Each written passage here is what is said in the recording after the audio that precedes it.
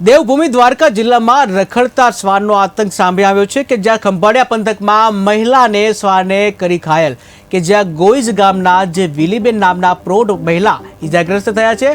આંગળીમાં અને ગાલના ભાગે કરડતા થયા ઘાયલ કે જ્યાં ઇજાગ્રસ્ત મહિલાને ખંભાળિયાની સરકારી હોસ્પિટલમાં ખસેડવામાં આવ્યા હતા। રખડતા શ્વાનના આતંકનો ભોગ બની રહ્યા છે લોકો, જ્યાં શ્વાનનું ખસીકરણ કરવામાં આવે તેવી લોકમાંગ ઉઠવા પામી છે। તો વધુ એક કિસ્સો દેવભૂમિ દ્વારકાથી વધુ એક કિસ્સો આવ્યો છે કે જ્યાં શ્વાનને એક મહિલા જે છે, એક પ્રૌઢ મહિલા એને કરડતા તે ઇજાગ્રસ્ત થઈ છે। આ ઘટના છે દેવભૂમિ દ્વારકા જિલ્લામાં કે જ્યાં રખડતા ધોરનો રખડતો શ્વાન છે એનો આતંક સામે આવ્યો છે કે જ્યાં ખંભાળિયા પંથકમાં જે મહિલા છે આ મહિલાને શ્વાને ઘાયલ કરી હતી।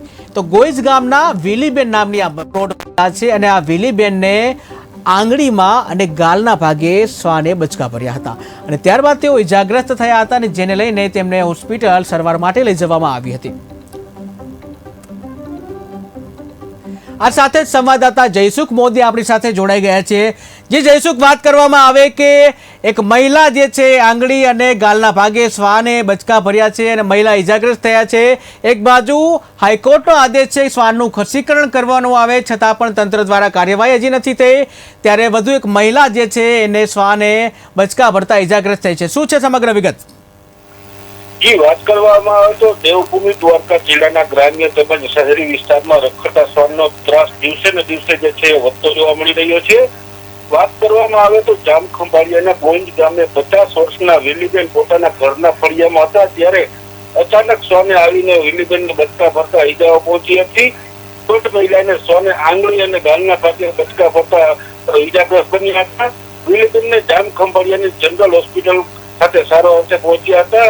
હોસ્પિટલમાં પ્રૌઢ મહિલાને ઇન્જેક્શન સહિતની સારવાર આપવામાં આવી હતી। જિલ્લામાં રખડતો શ્વાનનો આતંક દિવસે ને દિવસે વધતો જઈ રહ્યો છે અને લોકો પણ છે અવારનવાર ભોગ બની રહ્યા છે, ત્યારે તંત્ર દ્વારા જે છે શ્વાનોને રસીકરણ કરવામાં આવે તેવી લોકોમાં પણ માંગ ઉઠવા પામી છે। જી જયસુખ, વધુમાં વાત કરવામાં આવે કે હાઈકોર્ટ દ્વારા પણ જે શ્વાનનું ખસીકરણ કરવામાં આવે તેવા આદેશ પણ કરવામાં આવે છે, ત્યારે તંત્ર દ્વારા શું પગલાં ભરવામાં આવ્યા છે? જી, વાત કરવામાં આવે તો હાઈકોર્ટમાં પણ જે છે અત્યારે નિયમોને ઘોડીને પી જઈ રહ્યા છે, તંત્ર પણ જે છે ઘોડીને પી જઈ રહ્યું છે। જે અત્યારે અવારનવાર જે છે શ્વાનોનો આતંક જોવા મળી રહ્યો છે છતાં પણ શ્વાનોને ખસીકરણ કરવામાં આવતું નથી। જી જયસુખ, સમગ્ર માહિતી બદલ આભાર।